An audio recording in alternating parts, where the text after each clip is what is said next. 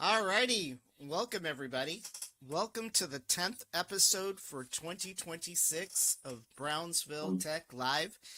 And in the house tonight, we've got Loraine de Leon, who is currently running for Cameron County GOP chair for this year. Loraine, welcome to the show. Thank you. Thank you so much for having me here. And good evening, Cameron County. This is Loraine de Leon. I'm currently running for your Cameron County GOP chair, county chair. So thank you for having me on your podcast, Mr. Salinas. I Not, appreciate that. not a problem. I've been wanting to have you on for a while, and we finally got you scheduled in. So, pretty excited to have you on tonight. For those of you watching, you can watch us on Facebook, YouTube, X, and Rumble. And our comment lines are open tonight on Facebook, YouTube, X, and Rumble, so you can tune in and chime in questions for anybody that's got questions. But we'll go ahead and get started.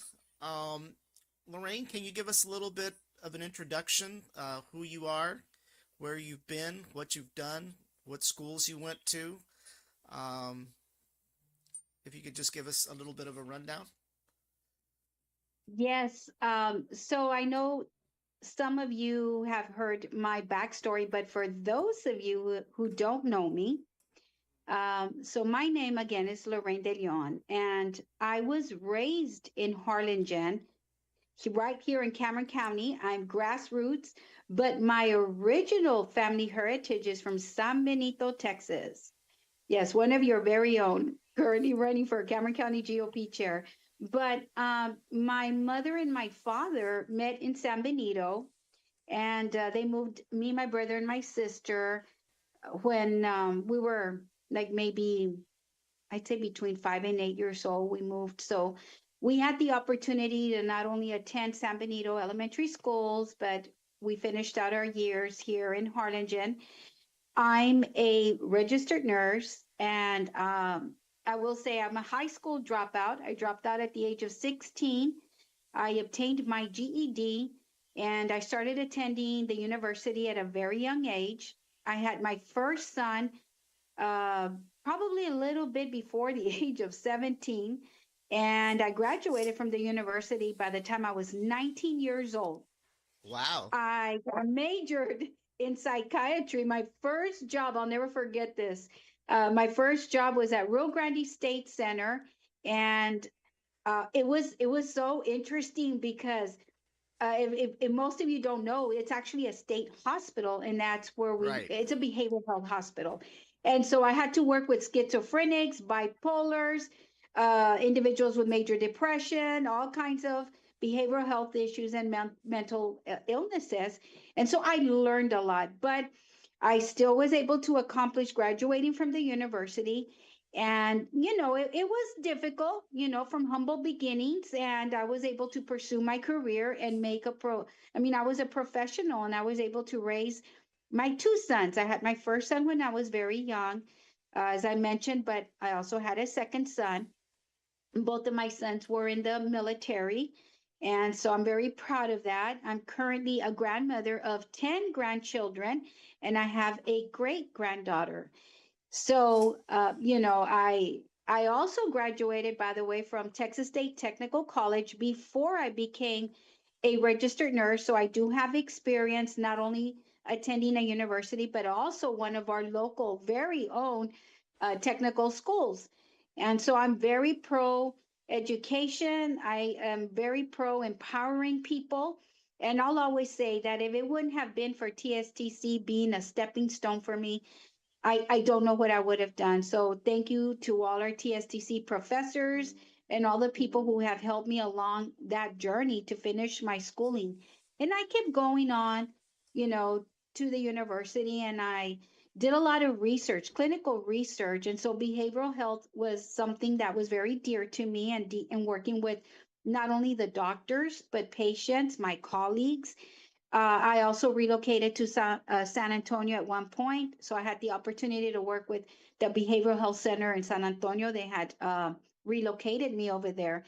And boy, was that interesting. You know what? I actually haven't talked about what I'm going to tell everyone tonight. So part of my experience was working with the criminally insane. And what I Oh, mean wow. by that, I had the opportunity of working with individuals who were either incarcerated. And so, having said that, I learned a lot about legal nursing, working with the FBI agents, working with private investigators, because we had a lot of these patients that were committed. And so, anyways, that was just like a bit, I mean, a learning experience. And because of that, I had been recruited to help open a lot of our local behavioral health centers, for example, Dr. Hospital Renaissance. I had a hand in that. And so, with that, I was also asked to help out with the utilization management. And I actually retired from Molina Healthcare. And I ended off my career with my experience in utilization management. They they saw the growing need in behavioral health and all the expenditures that were happening right here locally. So I had the opportunity to be a consultant with Aetna, and I was part of being of a pilot project that we brought. Well, we have the MCO now currently here in the Valley. So I have a broad, base experience, not only with dealing with patients, but also with, people, everyday life, just everyday life. And, having the experience also of the struggles got me to where I am today. And I'm proud to say that my youngest son is currently the chair of the Veterans Advisory Board for the city of Harlingen.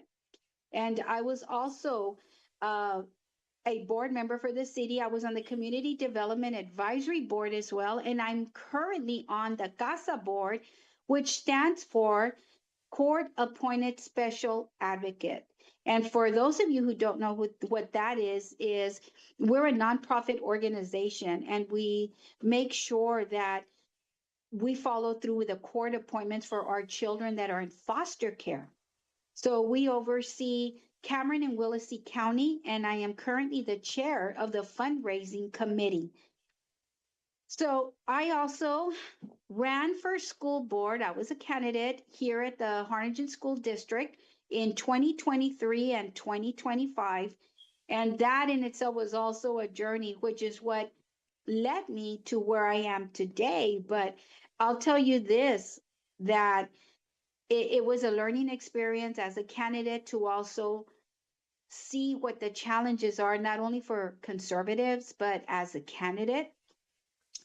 And, after the Uvalde event here that happened here in Texas, I mean, everybody knows about that. It's a tragic story. But as a mom, as a grandmother, and a taxpayer, it got me interested to get more involved with our local politics and find out what's going on locally with our schools. So I did a lot of research as to what was going on with our school district. And, I learned that for almost 40 schools, we only had 5 police officers. And so myself and a group of friends, we got together and we started to brainstorm, and we were very concerned about what was the safety plan, what is available to our kids, what are we doing. And so we did a lot of advocacy, and we got to work with Congress. I would call state representatives. I'd spoken to a lot of representatives. So a lot of our representatives, I walk in a room and they know who I am, because you know what, when it comes to kids, I'm going to hold you accountable. And Right. so, we did a lot of town hall meetings, and that's how we got to meet a lot of these representatives, because I was in charge of the intel. And having said that, the reason that I did a lot of this intel was because, studying again what had happened in Uvalde, you hear these stories. I mean, it's all over the news. Did they have an effective emergency plan? A lot of, like, the Texas Department of Public Service. I mean, they were called to the scene. You have the border patrols. I mean, you had all these different law enforcement agencies, but yet what happened? something failed. I mean, it's still splattered all over the news. So, Right. you know, going to the school board meetings, I'd stay till 10 o'clock, Mr. Salinas, sat there with my friends. I spoke in public comment. I got involved. And not only was I concerned with the safety, and we talk about what is needed externally for our school districts, but because of my experience in behavioral health, I was very sad to hear that we have a lot of suicides. But many people don't know that this is going on in the schools because it is disclosed. It's like a hush up, Right. and every school district knows that they have a representing, law firm, and it has to go through certain channels. But when we had these town halls, we had uncovered that there was a lot of behavioral health concerns within the school. And I'm going to go back to you, Valde. If you study that case, what was the main root of cause of that individual at the time when he did the shooting? What was going on? So it's a whole lot to look at. And as a conservative, not only was I focused on, okay, well, we need to really work on the safety on the external, we need to work on the internal, but then you get into even other factors, the indoctrination of our students, the dirty, the explicit books. I have stood with Pastor Luis Cabrera. I don't know, most of you do know him, but he's very active. I mean, they're very against all of this. So, what I'm saying is our public schools needed a lot of attention.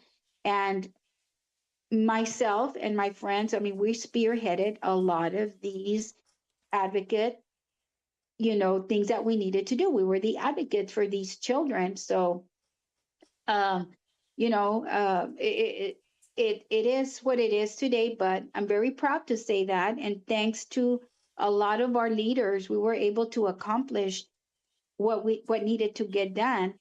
We currently have what they call a memorandum of understanding with a county, and what that means is not an actual contract binding agreement, but that's why it's called a memorandum of understanding. And what that is that understanding says, hey, we're going to use, for example, the sheriffs with a county to put them in our schools. We're going to use the constables. We're going to use uh, the border patrols. We're going to use the DPS troopers and things like that. I hope that we can consider in the future having our own police department. As you know, Brownsville has its own police department in the school district. San Right. Benito, a lot of Westlaco, a lot of the schools, but we don't. But that's something that I want to see moving forward on doing that. And then my advocacy is not only with the schools, but it has been ultimately even in the community, serving on the Community Development Advisory Board, serving on the CASA board. I'm also the president of Neighborhood Watch in District 1. So I, have the opportunity of working with law enforcement side by side in protecting our neighborhood and protecting not only our schools, but the city in general. And I say District 1 because I live in District 1, and I made them distinguishable to the districts to hold our commissioners accountable for their area, not only with the police department, but also with the city when it comes to lighting, as it relates to flooding, um, things like that. Even as the president of Neighborhood Watch, I, for example, flew to go talk to Don Buckingham, our Texas Land Commissioner, when we had the big flood back in March. And so I wanted to find out what happened. I mean, Cameron County got $18.5 million from the Texas Land Commissioners for the flood back in 2019. So this is just some of the advocacy. We also have the president of Vicky's Closet, and that's a foundation that was started by my friend Irene and the Flores family, Sandy and Noemi Cisneros. And what we do there is I help them with the intel as far as setting up the events, We give out all year round to the community. So I'm very pro community. We have Christmas toy giveaways. We do back to school giveaways. We do Easter basket giveaways. We give, if the children or even adults need clothes, they're more than welcome to come or call, and we will provide.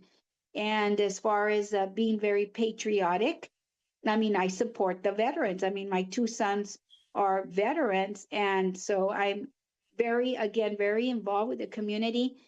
And my mom has been a big advocate, so it just kind of is in our family, to be involved Right. with the community and attending all those school board meetings and the city meetings and the county meetings. But I love community. Well, one of the So that's just a little things bit about my involvement. well, one of the things I wanted to talk about a little bit is, what made you decide to run for uh, GOP chair? I know there was a vacancy, right? And Right. so the seat became open, and that was one reason. But can you Hmm. give us a little bit of an idea what made you decide to run? And also for the viewers and the voters out there, what does a county chair actually do? Well, the roles of a county chair are to serve on our county election committee, for example, because I've talked about election integrity, which is something I want to work on. And so they also serve on the county election board. Um, and they also appoint, for example, poll watchers for elections with party nominees on the ballot. So they have a wide variety of roles that they play, vetting our candidates, finding good candidates, supporting the party, supporting the candidates. uh, I mean, there's just an array of duties. I mean, they basically represent the Republican Party.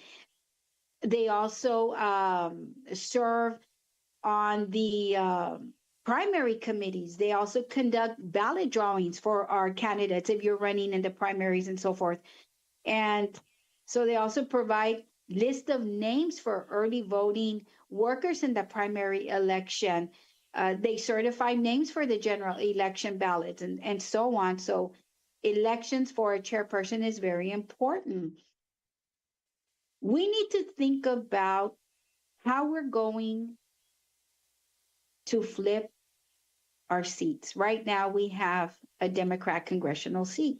I mean, Vicente Gonzalez, he's currently there. So, as a chairperson, we are going to need somebody strong who can connect to the people, who's the working horse, you may call it. They've called me the working horse because I have helped a lot of the candidates do block walking, door knocking, uh, meeting with different people, being able to reach the Hispanics.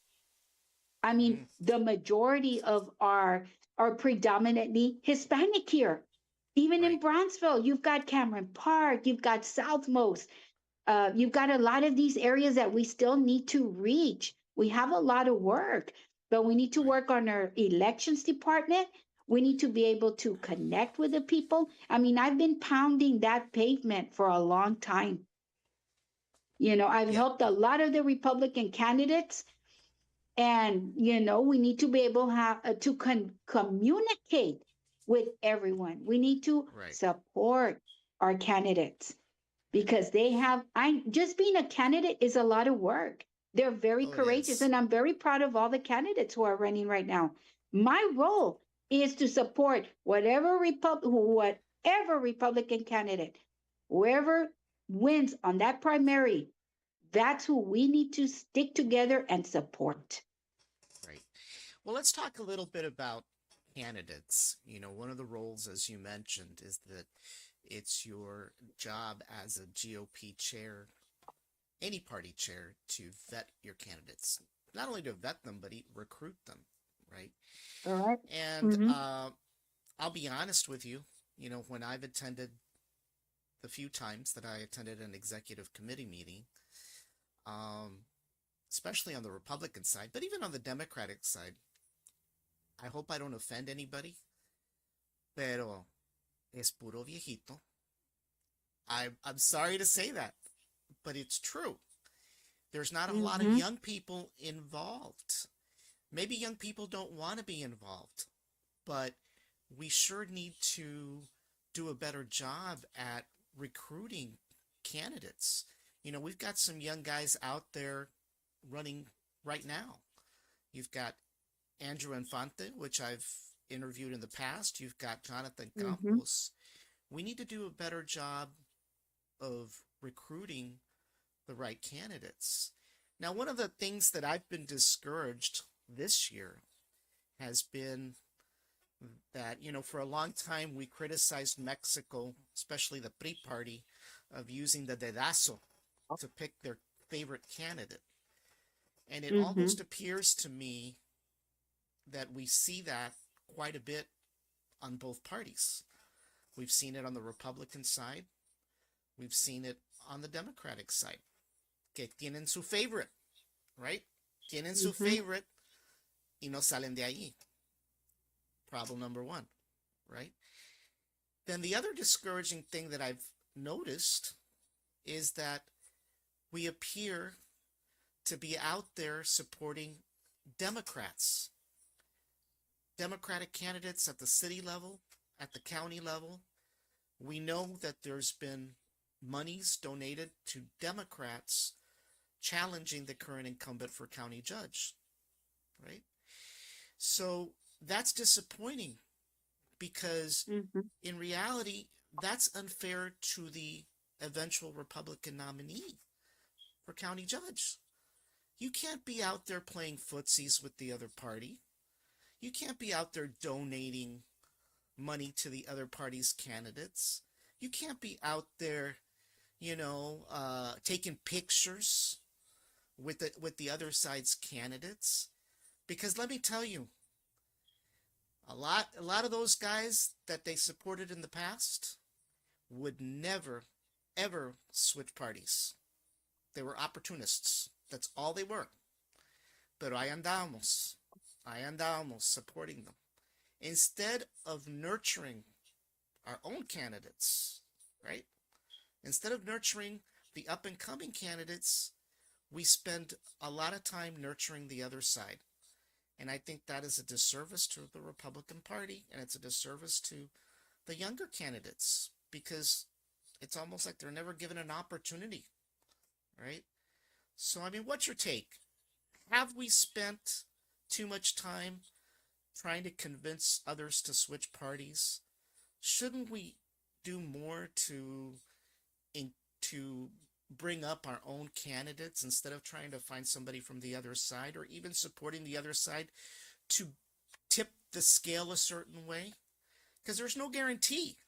There's no guarantee, right? That if, for example, in the county judge race, let's say there is a runoff, there's no guarantee that in the fall those efforts are going to be any fruitful than they were.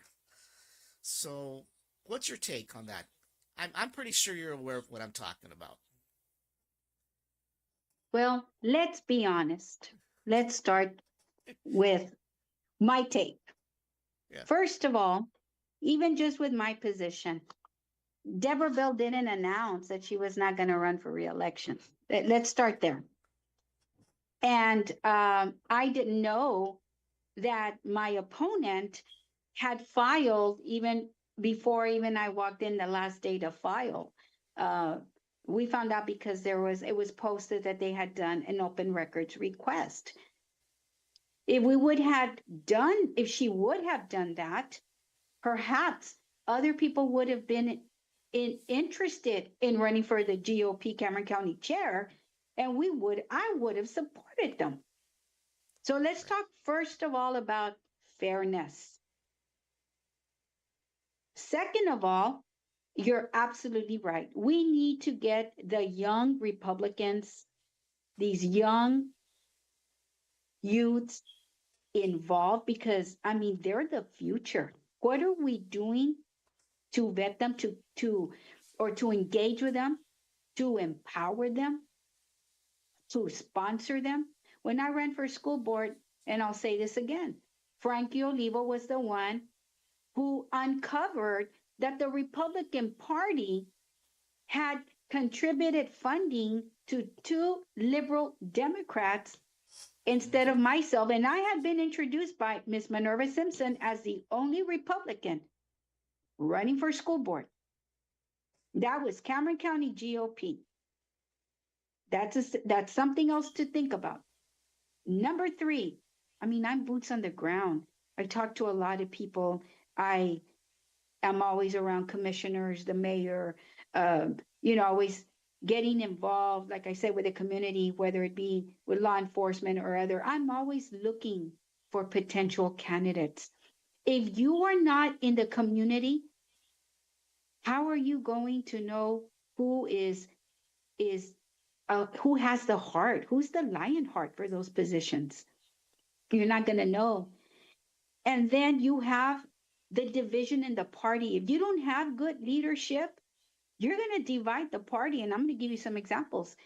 We need to train our precinct chairs, taking pictures, like you said, endorsing people during the primaries. We need to work on better customer service skills. Are we welcoming to people who attend our meetings? I've had people call me and say, I'll never go back to another meeting. Well, you know what? What can we do? We try to encourage them. We don't want to shun people away, but we want to encourage them and show them that the Republican Party is the best party for South Texas. Right. It truly is. We are conservative. Now, let's talk about the Lincoln Reagan dinner. I attended the night before. When was it? I'm lost with my days, but I attend. It was this week. It was on Tuesday evening, and so I bought myself a ticket. Me and a friend. She accompanied me, Miss Noemi Cisneros. We went, but my point is, it was a nice event. But going back to how do we support our Republican candidates? So as I walked in, if some of you didn't attend and you saw the pictures on Facebook, as you walked in, once you passed clearance, everybody had to be checked in and all that. Just like in an airport, they wand you down. You walk in and you see these tables of different candidates. I mean, and there was a lot of people at this event. So you walk in and you get to the door of entry where they had everybody sitting down in the dining table. So just I want you to picture this. Just follow me. So you're walking through there and you see, for example, you see Miss Janie Lopez and like different candidates, right? Um, I don't know, just all different from everywhere. So they even had the security officers and all that. And so you walk in and then you sit down at your assigned seat. Um, I was not contacted to set up a table for myself, but my opponent's was right at the doorway. So that's already, and other candidates, I'm already thinking, right? Because I'm thinking as a leader, as your next GOP chair.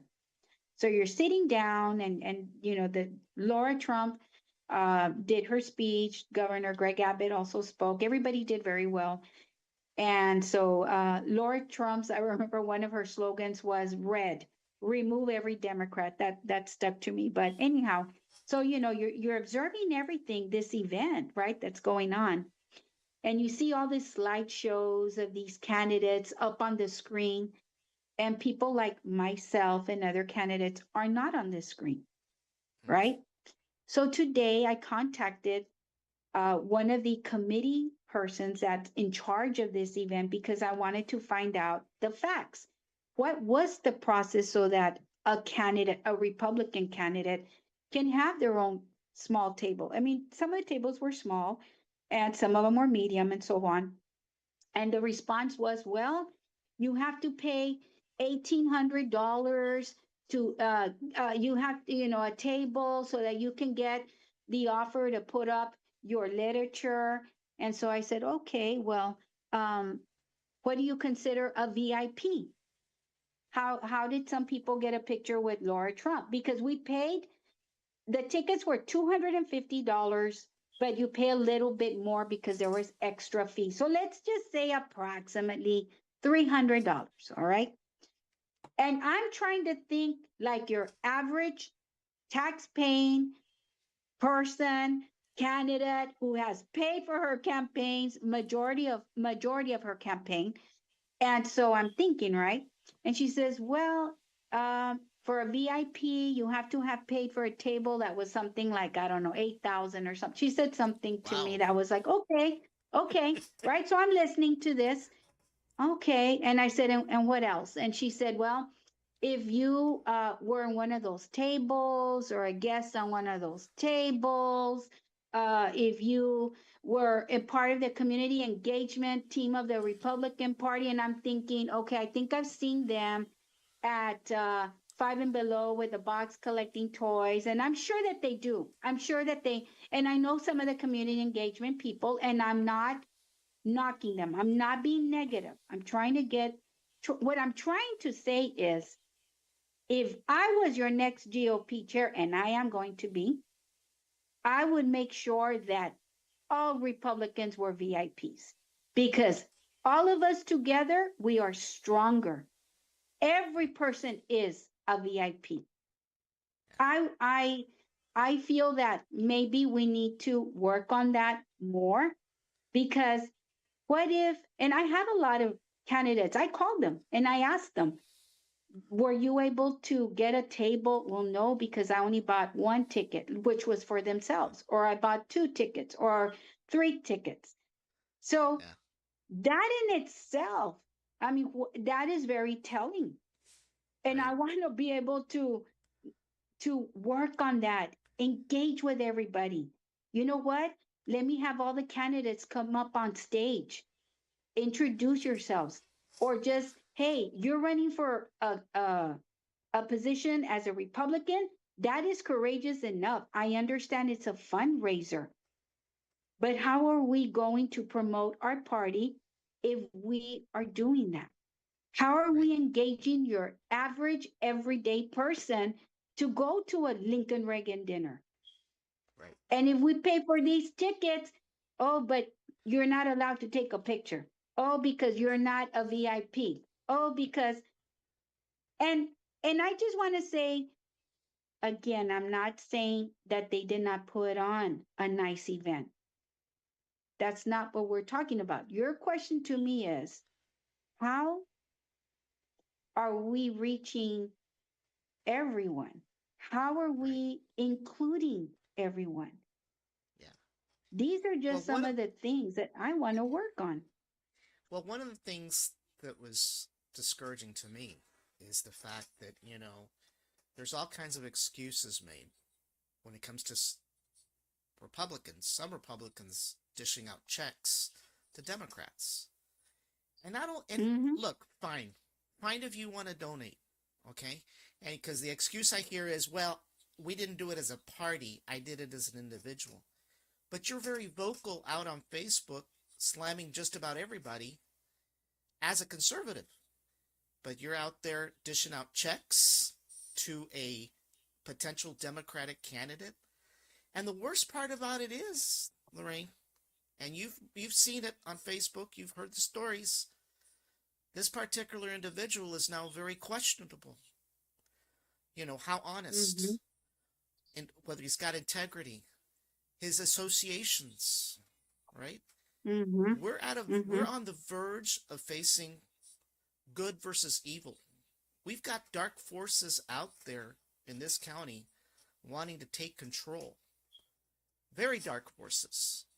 And it's Mm-hmm. upsetting to see Republicans out there dishing out cash just because they don't like the current guy that's sitting there. Well, what's going to happen is that it's going to come down to the making a decision between the devil that you know and the one that you don't. And God help us if we make the wrong decision. And God help the Republican nominee in the fall at the same time. Mm-hmm. You know, we should not Yes. be playing footsies. We should not be playing favorites.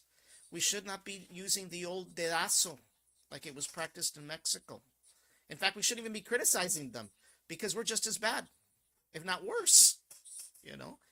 So, Well, let me tell you, I agree with that too because and what I mean by that is there's videos that have come across my fingers on Facebook of Democrats ridiculing us. Look at them attacking each other. Look at them, this and that. I've seen these videos and it's so discouraging, but you and we're strong conservatives. We know what we stand for. right, I mean, it doesn't dictate who we are, but we need to work on pumping each other up and, right, helping each other up and not pulling each other down. right. And you're right, as Exactly. far as these Republicans, I mean, the establishment, they would prefer to support, even if you're Democrat. I've seen it. I mean, I have been a candidate. I'm going to repeat that. I know the challenges that a lot of candidates face. And on that, yes, we have seen it over and over. Even here, Right, the Republican Party, I've seen them where they would rather go vote or help that Democrat instead of helping the person running in the Republican Party. I'm going to say it again. They did it to me. They've right. done it to other candidates. Oh, I've seen A it. lot of my friends have run for different positions. Yep. A lot of them. And I'll say this. I'll give a message to the candidates running right now. Who's going to go knock on the doors? Who's going to go and help you? It's like you said, you have the older folks in the Republican Party. Who's going to go out there and help them? Who's going to stand for fairness? Who's going Absolutely. to be the best person? And that person's going to be me because I am fair and I worked. I have the humble beginnings. I connect con la raza, con la gente de aquí. I understand their needs. And I know what's going on. And I am ready to get to work. And we need to start changing things. I Well, think we're that's the doing thing. good. We're doing Yeah. good. But Look, there's been, we can do better. We can do yeah, better.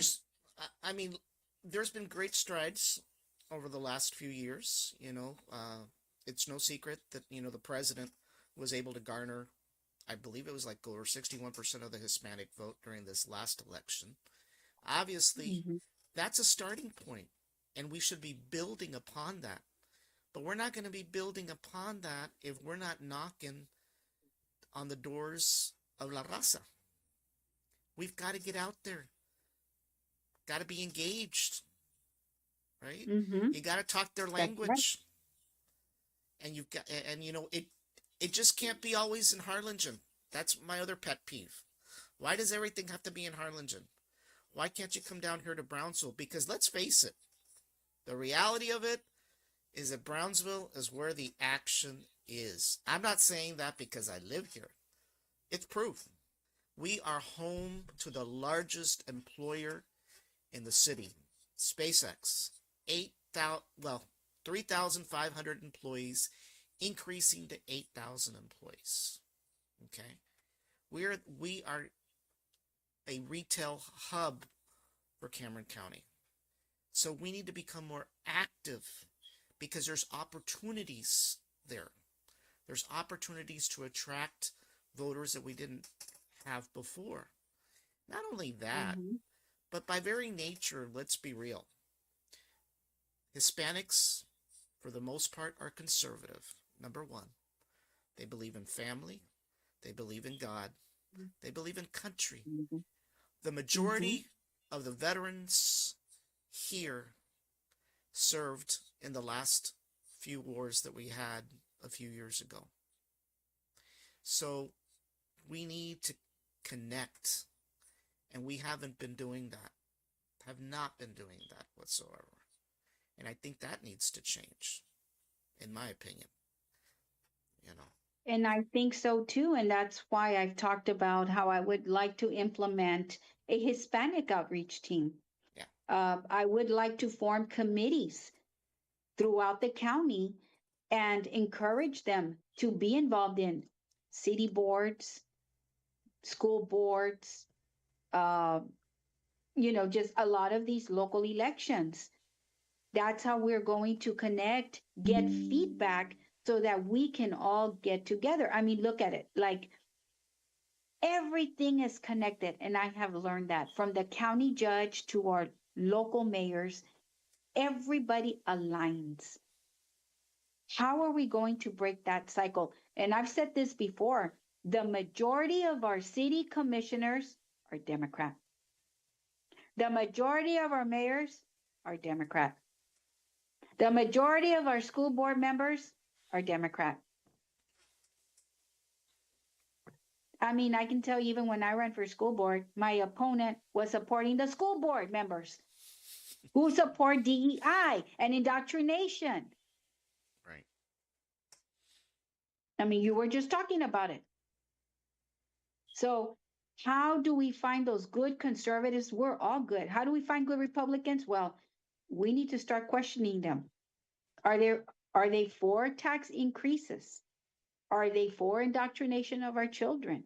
How are they going to support these taxing local, all these appraisals that are going on? A lot of people don't even know that your school districts appoint on the appraisal board. Everything is connected. And so I just want to see more conservatives involved. And you're right. We do need to reach the people that we haven't reached. And I hope that everyone is listening to me tonight because I know again the problems and I know what I need to do. I have done it before and I'm ready. I don't have any responsibilities at home. My children are grown up and I have the time. I have vested in this whole community and it's of interest to me, and your children are an interest to me. The veterans are of interest to me. Everyone is of interest to me. And I am willing to work with the Republican Party. I am willing to work with anybody. And I am doing this because I want to help grow this party and bring my experiences to the table. And I ask all these candidates who are out there endorsing, even my opponent. First of all, it's not good to be endorsing during the primaries. I'll say that again, because that starts causing the division. Right. Right. Yeah, It really does. But they need because to there's a ask view, themselves who there's who an who is impression. going to be able to connect with the people who's going to get out to vote during the generals. I've been campaigning for a long time. I've already done that. I have a group of followers. I have a large following already. And I thank those followers. And so, we really have a lot of work to do. Yeah, I mean it's gives a bad impression when favorites are played, right? When Right. you've already pre-selected somebody, and that's not a good thing because it's unfair to the two or three others. I mean, look at the we're not going to get into the TX34 congressional thing, but that's a perfect example right there. There's like 8 or 9 people running, and you know, somebody picked their horse, and there's another horse that popped back in, and there's a few other ponies in between. But it seems Mm-hmm. like there's been a pattern of, ah, that's the one we want. So everybody else that's running, eh, you can run, spend your money, but that's the person we want. And that's the impression that's been given.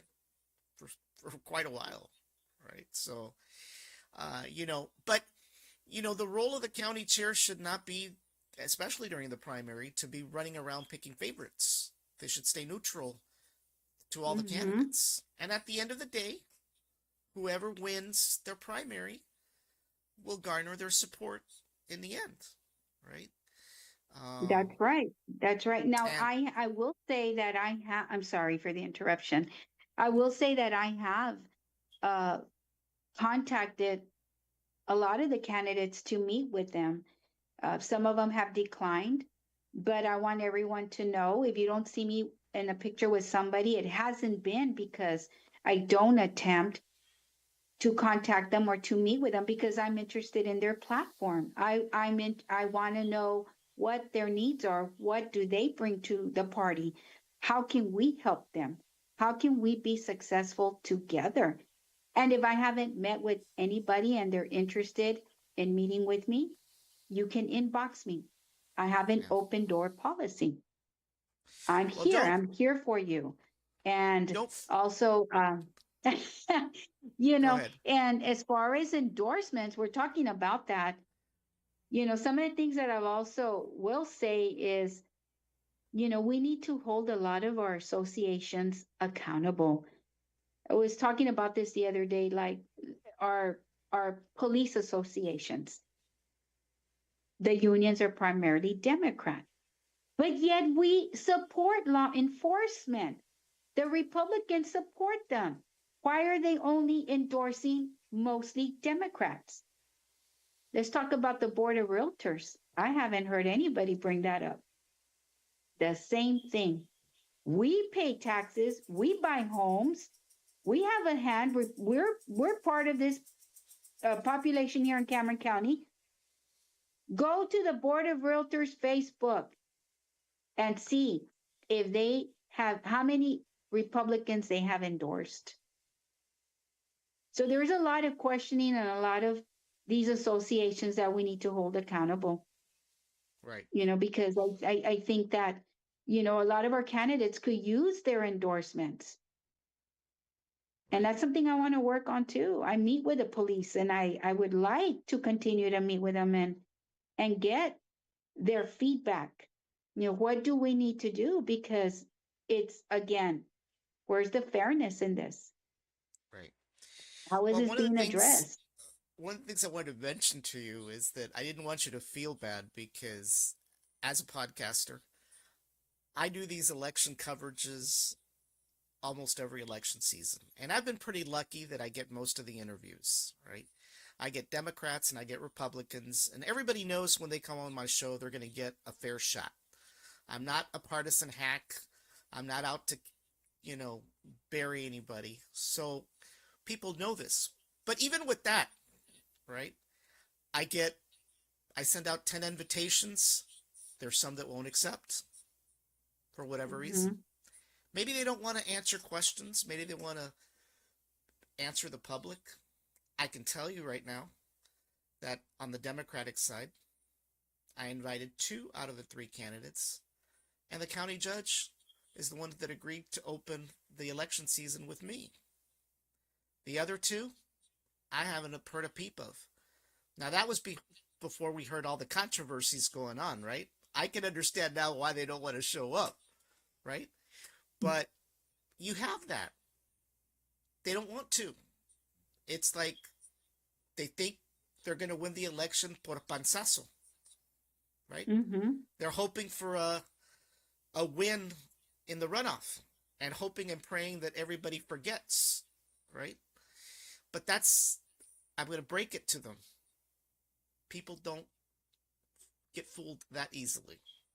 So, and that leads to my question to you.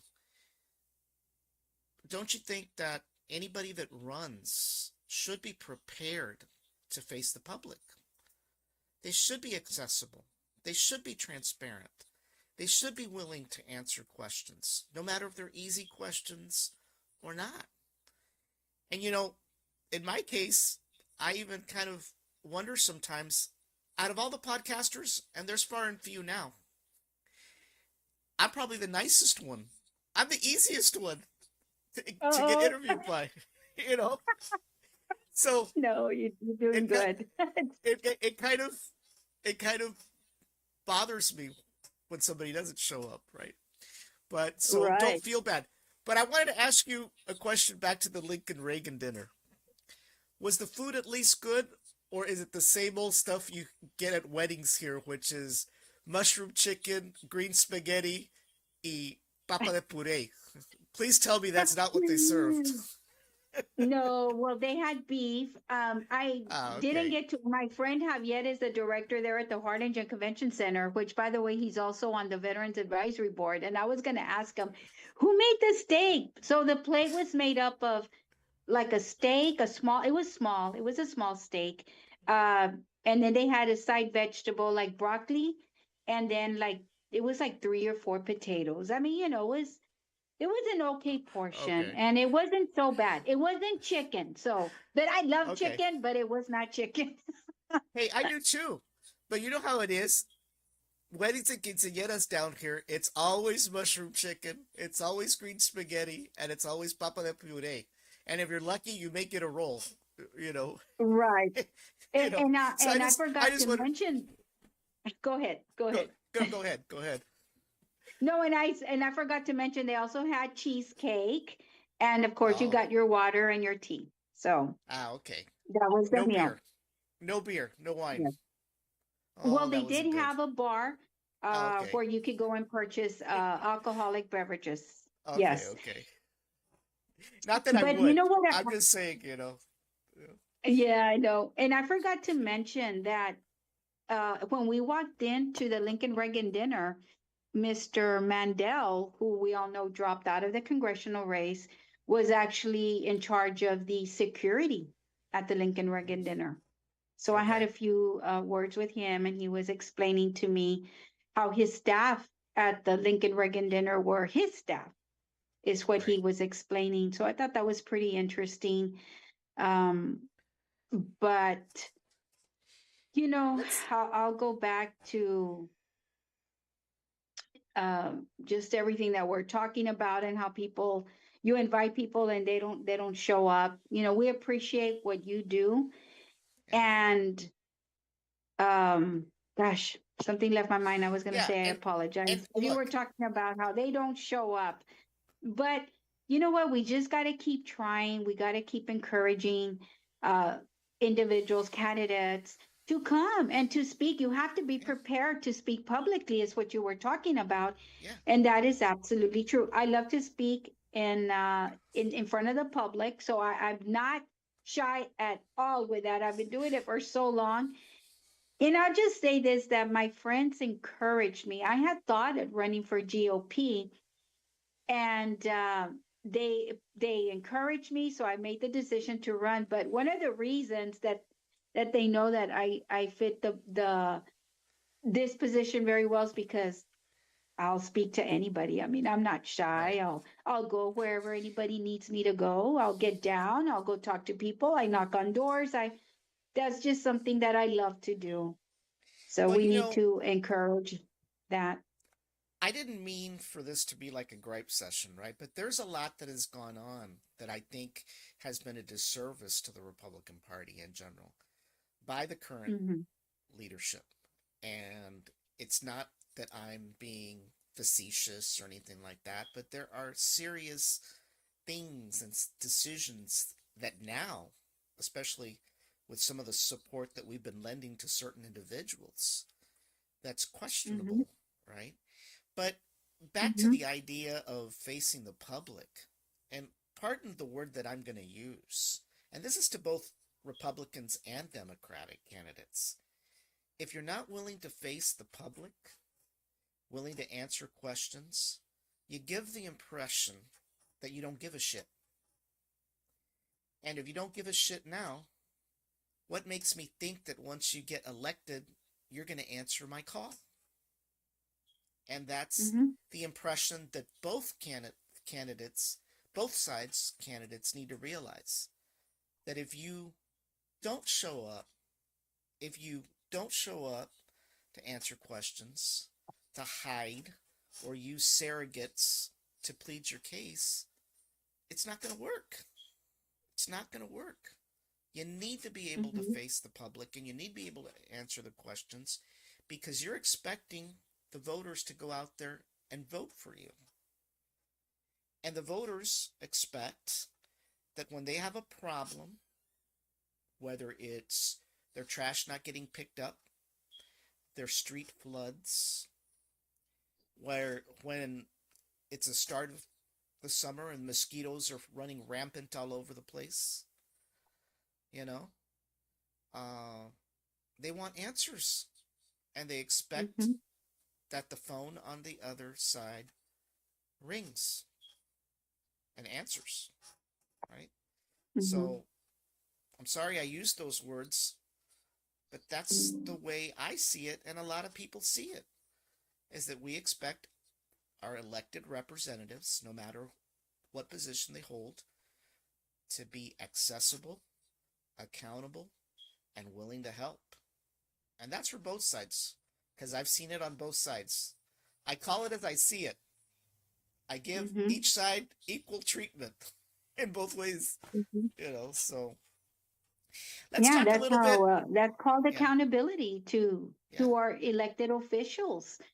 We need to be able to go and talk to them and express our concerns, and they need to be able to answer us because we're the boss.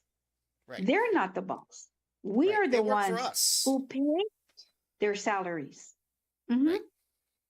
They work for And so us, people know me for that because I've met with a lot of representatives. And I mean, if it means business and in the matter of public safety and public matter, then they know they're going to hear from me. right, right. Let's talk a little And bit about social media. Obviously, social media has exploded quite a bit over the last few years. It's no secret that um, a lot of people, most people, spend more time behind their phones than they actually watch TV. Definitely more time than they ever pick up a newspaper if you can find one, right? So, social media is very influential, one way or the other, right? You know, um, the parties, you know, obviously are in a race to become social media savvy. They need to because it appears that social media, artificial intelligence, is exploding. And the sad thing about it is, and what I mean by savvy is that the parties need to develop rapid response teams to be able to either push their message or deal with some of the negative things that pop out.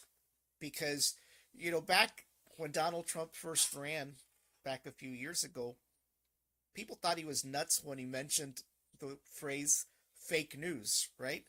And I'll be honest uh-huh, with you, back then, when he said fake news, I'm like, ay, ay, ay. Is it real? Is it not, right? But let me tell you, uh-huh, with the explosion of artificial intelligence, now fake news is reality because there are mhm, videos out there being produced with people's faces and making people think that the person that's talking is the real person. And some people say, nobody's going to believe that. Yet be surprised. There's a lot of gullibility out there. I've been in the IT industry for over 35 years. And let me tell you, it's getting harder and harder to disseminate what fact versus fiction is.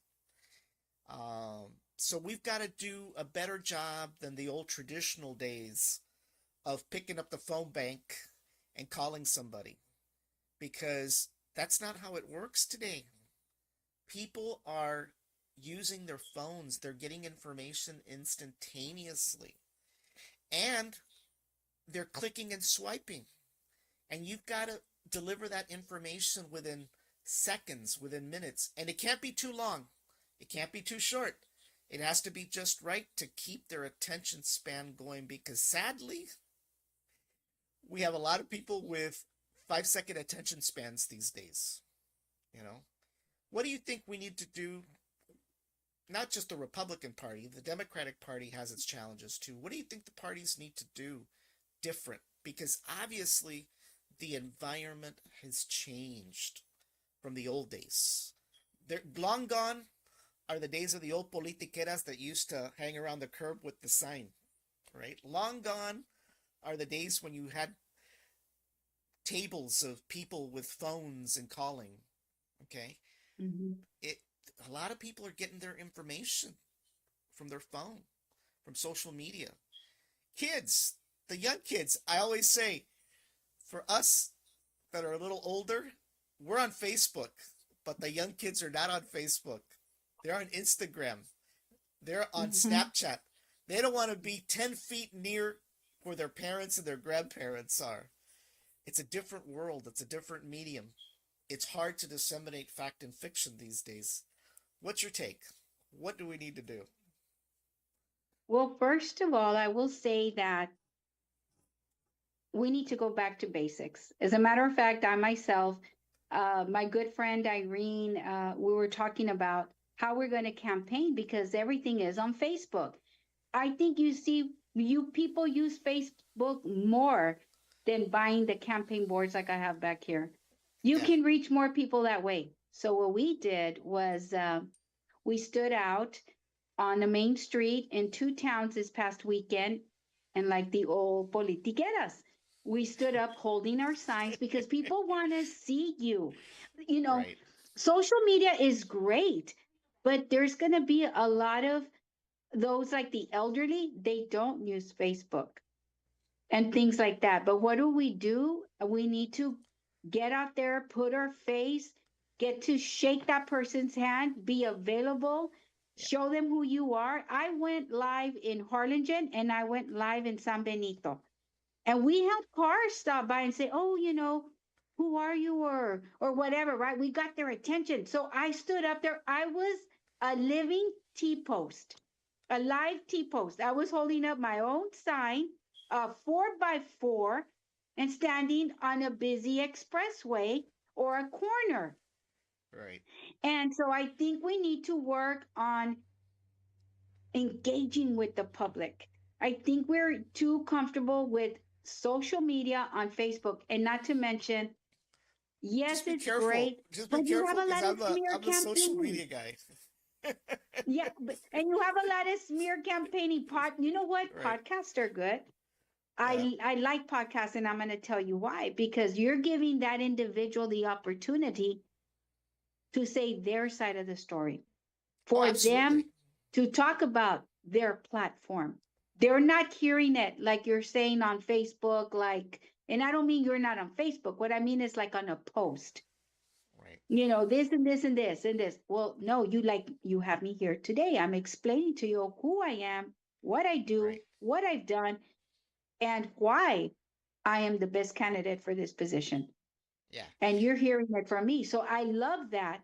Um, we need to just kind of really be careful with that because it could go bad on the Facebook, like I said, but Oh, it could be and good. it We need to does. look at it could Yeah. go either way. Now, Yeah. I would like to be a mentor also to our candidates because I know that a lot of candidates are new to campaigning and being able to navigate the Facebook, it's hard even for somebody like we're young in the younger age. But like boosting, for example, you have to know how to set up your account on Facebook. You have to know how to Right. get it verified. I mean, there's a lot of steps, and I've had some of the candidates tell me, "Oh my God, I've been I filed to run for this position, and it's already been a month, and I haven't been able to get my Facebook up and going." Right. So these are some of the things that I would like to make available also to the candidates, or anybody, Right. any of the kids, that might be interested in learning even about who we are, who you are, who Frankie Olivo is, and showing them how to get on there, get on YouTube, look up this person, or look up that person, or look up your who's your Congress, follow them, or Right. whatever. And so, but that's my take. I think that it could go either way, and I think we could improve it. It Right. just depends how we use it. And look, I'm not knocking the politiqueras, okay? I don't. I'm not knocking them, right? Obviously, in my line of work, I'm a social media guy, right? And I expect views and things like that and so forth, right? So I understand there are concerns. I mean, you know, like I told you, the biggest thing today is to disseminate fact and fiction. I mean, you have no idea as a podcaster how much information flows at me every hour. I mean, we're Mm-hmm. talking people sending me all kinds of stuff that sometimes I have to make a decision whether to even disclose or not to disclose, right? Um, Mm-hmm. because you don't know what whether it's fact or Mm-hmm. fiction. So we have to be careful with that. But obviously, we've got challenges, Mm-hmm. as public people out in the public, we have challenges, to ensure that we're being honest and that we're doing things with integrity and that we're being factual, right? We don't want to be out there putting stuff out that's not true. Because you know what? There are, as you mentioned, there's a lot of people out there with mental issues that are going to believe something for fact. Mm-hmm. And God forbid if they walk into a school, a church, and cause all kinds of violence. I mean, look at and it irritates me, Loraine. It irritates me when I see citizens out there publishing photos of ICE agents. Now, whether you agree with what they're doing or not is not the issue. But when you do something like that, you're putting their lives at risk. Not only their lives at risk, but their families' lives at risk. Because it only takes, and I'm going to say this word, hopefully nobody gets upset. It only takes a sonso to believe something, and they're going to go grab a gun, a knife, whatever. Grab a car, doesn't have to be a gun, by the way, and they're going to cause harm and damage to an individual, to a group of people out there doing their thing.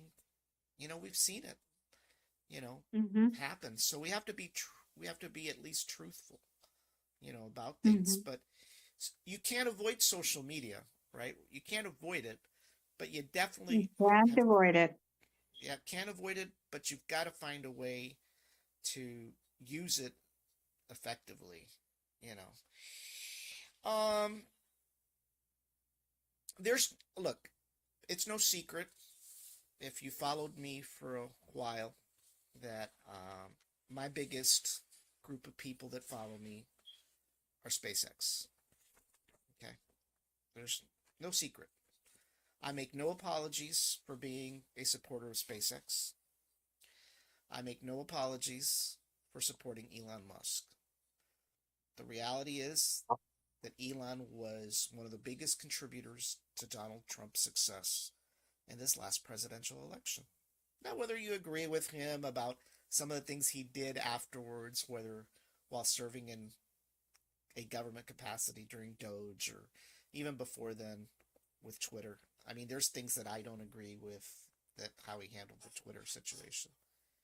But he definitely continues to be an influence for conservative causes.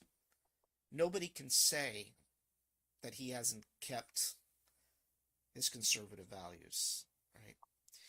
So, and I get very irritated, I'll be honest with you, because it appears that both sides of the political spectrum locally always appear to be wishy washy when it comes to SpaceX, when it comes to beach access, when it comes to the Mm-hmm. environment, right? There's a lot of negativity. You've seen it. You've seen people go out there and go crazy. A couple of years ago, you had somebody that was hooked with the Sierra Club, and Brownsville had just painted a mural. I get it that it wasn't the most aesthetic mural, right? They didn't like the color pink. I think it was on the side of the Capitol building. And you had somebody out there spray paint FUCK SpaceX. Okay, just because they didn't like it, they didn't like him or SpaceX.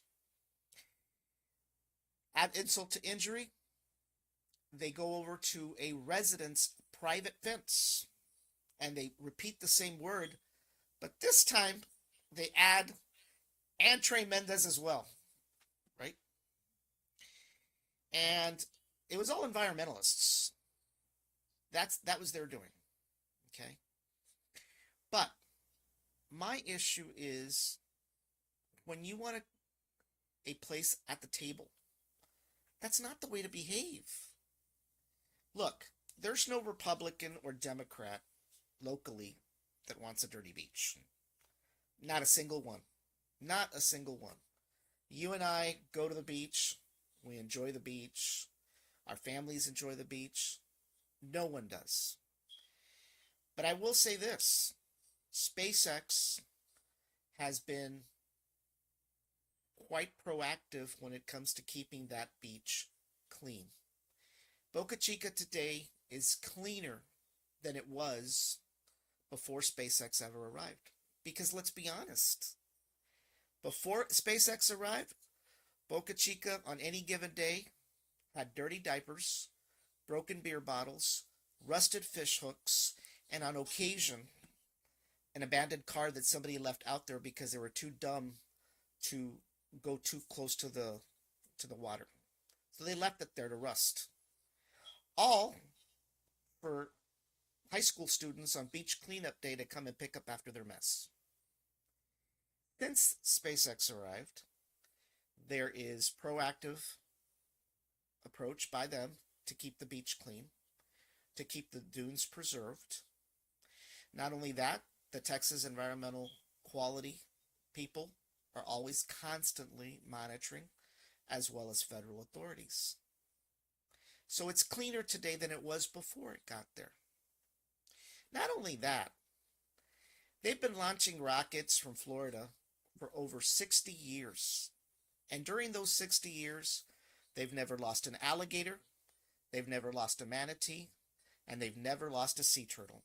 Not to a rocket launch. It could have been from a shrimper, could have been from something else, but not for a rocket launch.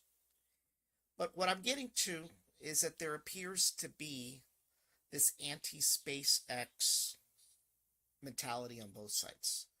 Or they don't want to say too much. What do you think? Should we throw a little bit more support to the largest employer in the county? And shouldn't we be supportive? And should we stop this nonsense? Because I know Republicans have participated in some of those anti-SpaceX activities. Should we stop this nonsense and show a little bit of support to these people? Because they're employing people here. Before SpaceX ever arrived, a welder didn't make $35 an hour. Not at Amphils. They didn't do that. They didn't pay him $35 an hour. There are people right now at SpaceX employed, and they don't even have a college degree. And they're making over $35 an hour or more. So they're our largest employer. I mean, shouldn't we be supportive? I mean, look, when they do wrong, fine, call it as it is, right? But we can't go out there, play footsies with the Sierra Club, play footsies with some of these environmental people that I'm surprised they haven't strapped themselves to the rocket before it launches just to stop it. What's your take? My take on that is, first of all, I'd like to meet with them and discuss a future plan with them. I think that if we see that it's benefiting our community, that is something that we need to take note of. Absolutely. If anyone is contributing back to us to give us better jobs, better outcomes, better all around, then we certainly need to be um, proactive in helping them, or what can we do to come together and make things better for everybody. And so I Right. appreciate that you're pointing out that. And I will say that my father worked for Marathon before it became Amphils, and he was an undersea welder and was a warship builder. So welders, I'm familiar with what you're talking about. The wages, the technical trades is what you're talking about. They offer Right. an array of different opportunities, equal employment opportunities. So we definitely need to keep in communication with them and put everything out and look at the pros and cons. Right. Now, you mentioned you were a Harlingen girl now. You were originally from San Yes. Benito. Were you a Greyhound, by the way? Did you I graduate from did San not Benito? graduate at No the me, San Benito High School, and hey, no I me digas que attended Harlingen High School, a Cardinal. you're a Cardinal. Cardinal. Oh no. Not good. I know. Yeah, yeah. Well, actually, So, look, I'm a I'm a Gladys Porter cowboy. Okay, so so anyway, you're a Harlingen girl, and I wanted to talk to you a little bit about a current issue that's popped up. I know it wasn't mm-hmm, on some of the topics we talked about that we would talk about, but it's a current issue, and it has to do with the data center that's being proposed mm-hmm, to be built mm-hmm, somewhere east of the airport, 1,800 acres. It's going to be a monstrosity of a center, and I've been in the IT mm-hmm, industry for a long time. I haven't put a, a center of that size. I mean, mine were a little smaller, quite a little smaller, right? But nevertheless, one of the concerns is that, well, it's not a concern, it's a fact. Data centers of that magnitude, they require a lot of power. They require a lot of power. We're mm-hmm. talking in the gigawatts. Same thing with water. These data centers, these servers that are on these racks, back in the old days, well, even your PC that you have sitting on your desk or your laptop, they're cooled by air. They've got fans. Every so often you hear a noisy fan, or when it gets old, you really hear the fan. But these servers are not cooled that way. They're cooled by water, and they require billions of gallons of water. And there's a couple of candidates out there that, have got some pretty good solutions on the Republican side with regards to how to deal with electricity and water, primarily Mm-hmm. nuclear technology, as well as desalinization, right? Um, what do you think we need to do? Because one of the things that can happen if there's not enough capacity to power these data centers is you start experiencing blackouts and outages, Mm-hmm. right? If you don't experience that, or if you do, you eventually have to increase utility rates to do so, right? Because Mm-hmm. you've got to buy more energy from somewhere, or you got to build a plant. And water, as you know, more than electricity, we share that water. Harlingen shares it with Brownsville. Brownsville shares it with McAllen. We struggle. We've been struggling for years to get Mexico to release water. But let's be Mm-hmm. honest, that treaty was signed back in the last century when people were going from the horse and buggy to the automobile. It's a Yes. treaty that's old. So Mm-hmm. I have my doubts, short of invading Mexico, that we're going to get Mexico to agree to release more water. So there's talk about desalinization. Do you have any concerns about that? Because that's going to be an issue coming up at the county level. They're going to come to us eventually and they're going to say, we need help with regards to, we Mm-hmm. want to attract this. And look, this is a race for the future of job creation. Every community that wants to be a leading community is chasing these data centers. You've got Hidalgo County over there wanting to attract data centers. You've got other communities up in the north part of the state doing the same thing. And just like I do, that our grid statewide is not the very best. You get 20-degree weather and good And the luck, lights go out. and the lights go Yeah. out. I mean, what's your Mm-hmm. take? I mean, you may not have enough information with regards to this, or maybe you have an opinion, but what's your take on this data center? Um, Well, and I appreciate that question because it has been a talk a hot topic. And so Right. I will tell everyone that I actually live near there. Oh wow. Where you're talking about. I live near the airport. So first off, I'd like to say that I'd like to encourage everyone to start attending city meetings. And I encourage everyone to get involved in holding our commissioners accountable to that. We need to find out more. How is this going to actually benefit the citizens of Harlingen? Or if it's not, are they just going to bring 20 jobs or are they going to bring 100 jobs? How is Right. it impacting everybody? I need to see this plan. I mean, I've worked alongside with these commissioners and I'm planning to meet with the mayor. And these are the questions that I'm going to ask. I want to know all these things on where we're going to go with this plan. How is that going to affect everybody? Now, that data center is in District 1. It's right next to the airport and it falls along this area. And so I say, or my recommendation is that we continue to interview our stakeholders. We need to make them transparent. How are these local officials letting it, or how are they letting everybody know what is happening?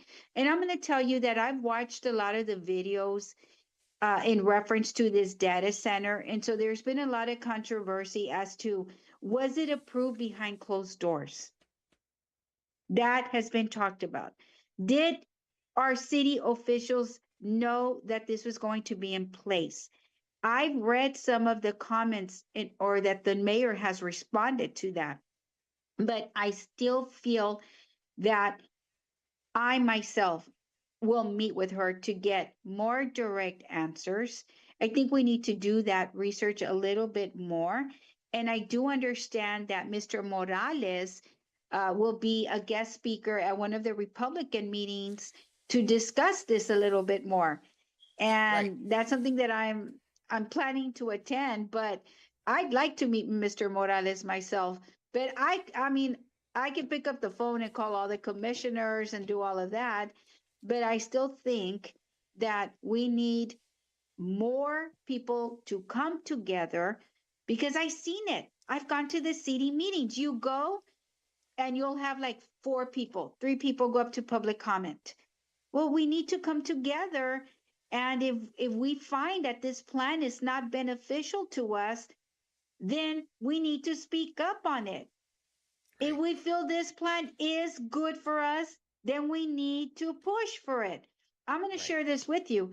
So the Harlingen Waterworks here, it's called Harlingen Waterworks, but it's not part of the city. Most people are under that impression, but they're actually a whole different, entire different entity than the city. And we've asked, then why do you call it Harlingen Waterworks, right? Not to mention that they just increased our rates. Mm, Our water bills have skyrocketed. So again, these are the questions that we need to be asking. You're telling us, Mr. Salinas, hey, it's going to take a lot more water to run this plant. It's going to take this, it's going to take that. So is it going to be again beneficial, not only in that aspect, but you have to think environmentally. right. You're talking about, okay, well, they're going to lay it out here. And I don't know if everybody's aware, but there are some neighborhoods near, and I know I'm saying that I live near there, but it's kind of out in the field. And I've Right. gone out there before to look at it, but near there, there's also other upcoming neighborhoods. Are Right. these neighborhoods going to speak at our city commissioners meetings? Have they Right. held maybe a neighborhood meeting? Maybe we need to encourage that. How is it going to affect everybody? And I'm going to say that that's why local elections are very important. And I'm going to keep stressing that. Yep. Having a good Republican conservative as a commissioner is very vital for our party. These are the Well, daily issues. It's common sense. These are the issues we face every day, and we need representation to come up with common sense answers. Definitely. You know, Elon said a year ago, local elections matter. They make the difference. You know, we concentrate a lot of times at the federal level, right? And at the state level. But where it's all said and done with regards to how much taxes you pay locally for your Mm-hmm. school, your city, that's local. You know, whether your street Mm-hmm. gets repaired or not, that's a local issue. Whether your trash gets Mm-hmm. picked up, that's a local issue. Donald Trump's not Mm-hmm. gonna know that your trash didn't get picked up, you know, on Monday, right? So That's local right. elections definitely matter. And by the way, I chuckled when you mentioned Mr. Morales because I owe him a podcast. We've been talking and we just haven't settled on a date. So, Joshua, I haven't forgotten Yes. about you. You're on my list and you'll hear from me soon. So, Well, good. And that needs to, people like that who are open and advocate and educate what's going on, is it's good. So, we encourage that. I totally encourage that. But I know for me, I plan to meet with the mayor, Norma Sepulveda, to discuss with her more about this plan. And I well, encourage others to do the same. I'd like to give you an opportunity, and I apologize. My dog is barking. Went downstairs. I No, think somebody's at the front door, so uh, pardon for the barking there. But he's my baby, so I treat him like family. But anyway, I'd like to give you an opportunity in closing to basically give us an idea of why you would be different from your opponent. I'm not asking you to throw rocks or even mention names or anything, but I give every candidate an opportunity to differentiate themselves against the pack, right? And what makes Loraine a better candidate to move the Republican Party in Cameron County forward, to grow it, and to build the next wave of conservative leaders? as I mentioned before, I know the problems we face and I know what it takes to fix them. I am ready to do the work. I have done a lot of work. We need to unify this party. We need to win that congressional seat. And I am the person to do that. I have worked very hard in this community. And what makes me different is that I'm able to relate to the people. I'm able to engage with the people. I have knocked on doors. I'm in the community. I am from here. I am grassroots. And that's what makes me different. And I deliver results. I do what I say I'm going to do and I follow through. I'm very transparent and I love community and I love people. And I am the best person for this role. And I am humbly asking everybody, please help me get on that seat. You will not regret it because I am a fair person. And I know that we can do this. And I know that we can work together. And I'm willing to work with all the candidates and I'm willing to work with all the Republicans. Give me the opportunity. Thank you. All righty. And Loraine, when does early voting start? Till when does it go? And when's the election? So early voting starts February the 17th and it runs through the 27th. Election day is March 3rd. There will be 19 voting sites for early voting.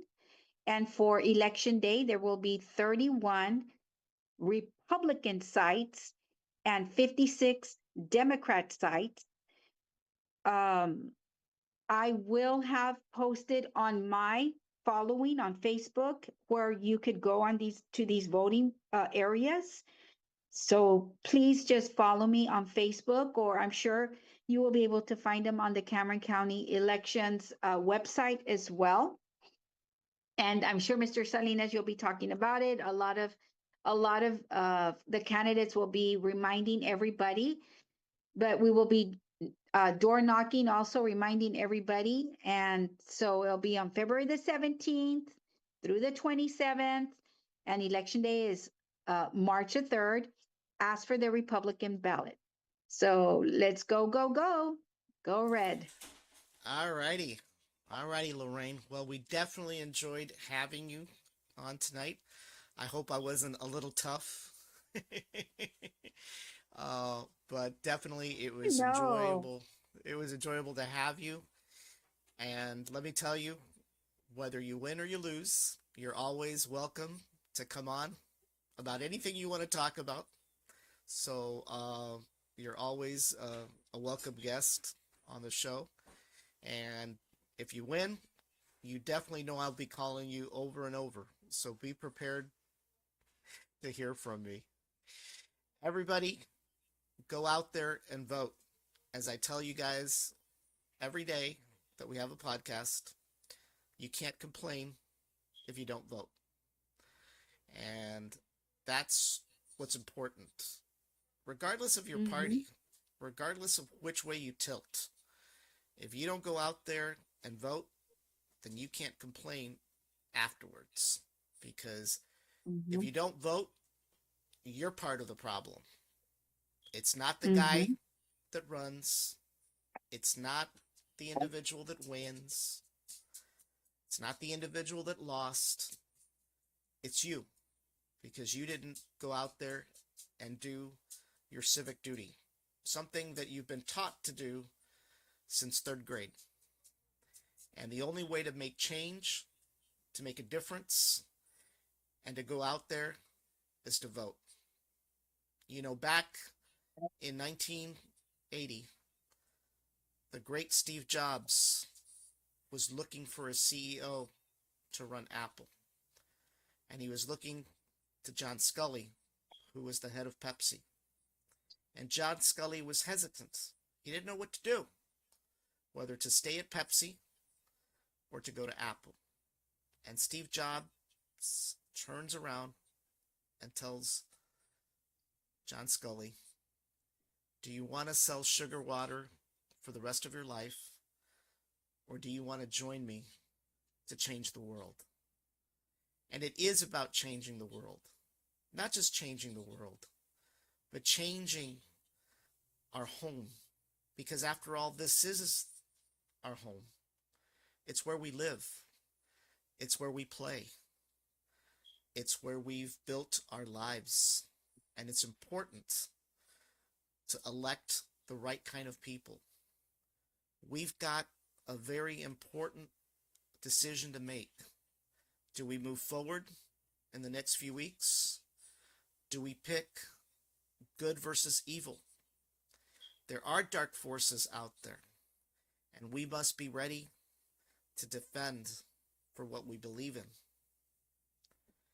And I hope that all of you take the opportunity to go vote during early voting as well as the general election. Once again, don't forget to subscribe to our YouTube channel. When you do that, you'll get notifications of all our shows. We just don't cover politics. Our biggest draw is sports, and our biggest draw is SpaceX. We've got some exciting launches coming up. We've got NASA's return back to the moon, hopefully in March. We've got SpaceX doing a launch here for Starship. So we've got those that we'll be covering live. We're also going to have a few more political interviews between now and then. And I'm hoping to take a little break, but at the way things are going, I may have to stick around till November. So it's definitely going to get exciting. So be sure to subscribe to our YouTube channel. And for the viejitos out there like us, if you're still on Facebook, be sure to like our page at BrownsvilleTechLive.com. and also at 956 Live as well. When you do that, you'll get notifications of our shows. And for those of you on X, you can catch a copy of this podcast tonight once we come off the air. And for those of you on Rumble, you can catch a copy of this podcast as well as our others. And for those of you that may be driving tomorrow morning while you pick up a Egg McMuffin at McDonald's, you can catch us on Spotify, both the video and the audio version. You can catch us on Apple Podcasts, Google Podcasts, and iHeartRadio. So be sure to catch us over our 12 social media platforms, because we are the largest podcast with the largest broadcast reach across South Texas. Loraine, thank you, and we'll see you soon. Everybody, have a great night. Thank you for watching. Good night. Buenas noches, everybody.